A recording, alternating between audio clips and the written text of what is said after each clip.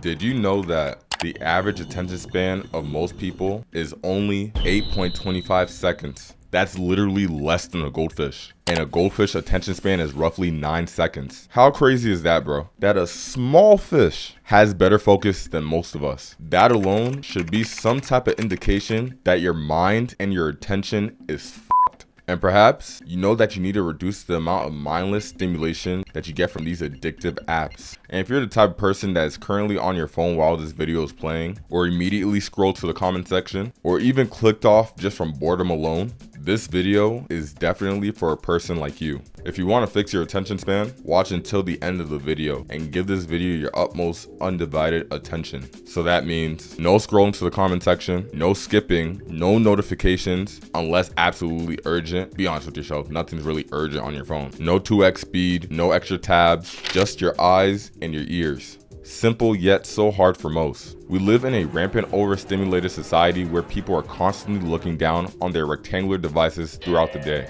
Most people, and myself included, have allowed these modern inventions to rule over our lives, to the point to where it's the first thing we grab before we start our day. And don't try to lie either, bro. You probably wake up, grab your phone, stay in bed for some time before you start your day, and look down at your phone for the second time looking to be stimulated again. It's insane to me how we aren't as present or in the moment anymore without having to pull our phones out for some irrelevant reason. And here's some examples y'all could probably relate to as well. Oh, I'm eating at a nice restaurant. Let me not talk to my friends and instead take a video and show where I'm eating at so people can see. Oh, I got an assignment or work to do, but it's too tough and challenging for me. Let me distract myself with social media to soothe the discomfort I'm feeling. And this one's for the boys, because I know y'all definitely been there before. Oh, I'm at a party and I was just telling my friends I was gonna rizz the baddies there. Nah, I'm too scared. Let me pull out my phone and act as if I'm texting somebody. All these things are a combination of resistance to normal everyday things we should embrace anyway, but are then delegated and lived vicariously through a rectangular pixelated screen. It's kind of sad and scary that our attention is that fried that we can't even live in the moment or focus on tasks we know we should be doing. But this is a video you're gonna need to refer back to if you want to fix your attention. So it's no magic word, it's no magic tip, it's just everyday shit that you should be doing with these actionable steps I'm gonna tell you right now. Number 1, set a limit for these app usages. I know iPhones got this option and most likely Android users as well. I mean, ideally you want to get an iOS. We don't do droids over here. I'm playing. First, set an app limit for the amount of time you use these apps. The purpose of that is to pretty much give you a sense of some type of control and autonomy over your time, and it's a small step towards regaining your focus by using these apps mindfully.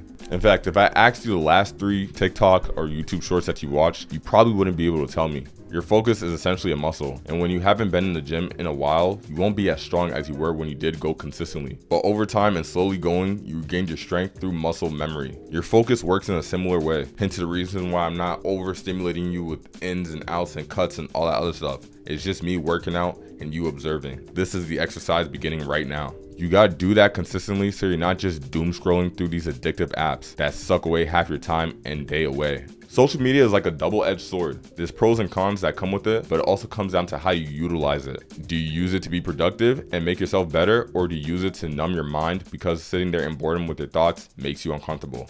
You most likely know the answer, hence the reason why you're watching this video in the first place. And you probably don't even want to be scrolling, but at this point, it's a routine. It's a habit that you just habitually do on impulse. I want to mention, at one point, it wasn't a habit. So it is possible for you to regain your attention. After that first actionable step, because I'm not really gonna hold your hand in these next few steps I'm about to mention, what you can do is swap the habit with something you would rather be doing. So here's a conventional advice that self-improvement YouTubers will tell you that literally helps. And I wanna make something extremely clear. If you don't do or start any of these things I mentioned, you just simply want to be entertained and miserable. So the choice is yours to make. I held your hand through those first baby steps. Now go ahead and do exactly as it says on the screen. Put your phone on airplane mode, read, meditate, sit down with your thoughts, go to nature without your phone, and exercise. Those are basic things that we should be doing anyway. But nowadays we always feel the need to pull out our phones whenever we're out and about. Just sit down there with your thoughts. Observe them. Now, if you already made it this far into the video without waiver, congratulations. You did something that most people struggle with. So you're already on the path to regaining your focus and going about your days mindfully. But just understand that there's no shortcuts or quick fixes. Watching numerous YouTube videos about attention and focus will not fix all your problems. You gotta actually go out and try the things I've listed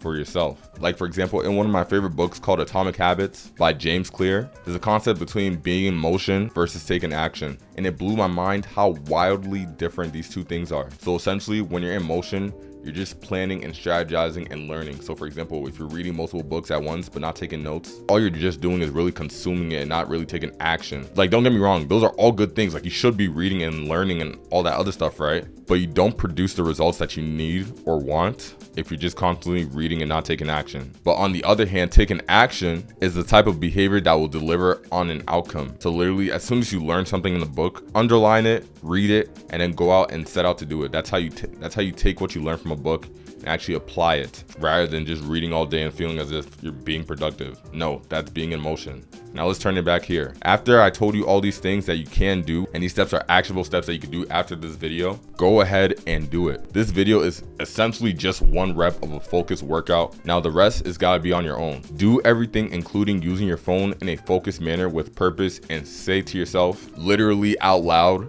I'm going to use my phone for this reason, even if it's something irrelevant. So again, I want to congratulate you for making it to the end of the video. Now go ahead and take action, you lazy piece of shit. No, I'm playing. But yeah, that's all I got for this video. I'm gonna see you guys. Peace.